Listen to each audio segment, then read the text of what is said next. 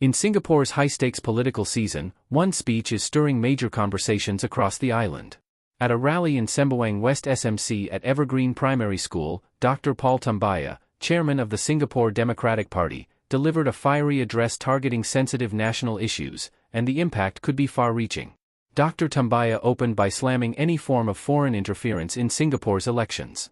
He referenced a recent incident involving Ching, the spouse of former Prime Minister Lee Hsien Loong, who had shared an article by Polish blogger Michael Patrius, also known as Critical Spectator.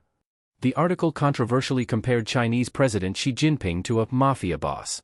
Tambyah questioned the influence when someone as prominent as Ching reposted the article, highlighting the potential diplomatic implications, especially when her salary remains undisclosed and her public stature immense. By the morning of April 23, Ho's post quietly disappeared, but not before attracting more than 1,500 comments and 400 shares, proof that Singaporeans were paying attention. When asked separately, Prime Minister Wong responded on foreign interference but did not specifically address whether bloggers like Critical Spectator pose election risks for GE 2025. This leaves a lingering question: where exactly does the line get drawn? What do you think? Should prominent figures be more cautious about amplifying foreign content? Tambyah then shifted to an explosive call for change, dismantling Singapore's CMIO racial classification system.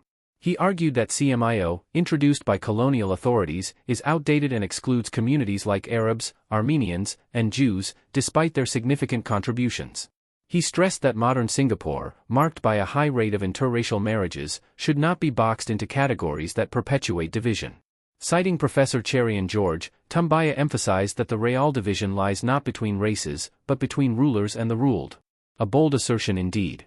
Addressing the economy, Tambyah challenged the government's resistance to a universal minimum wage.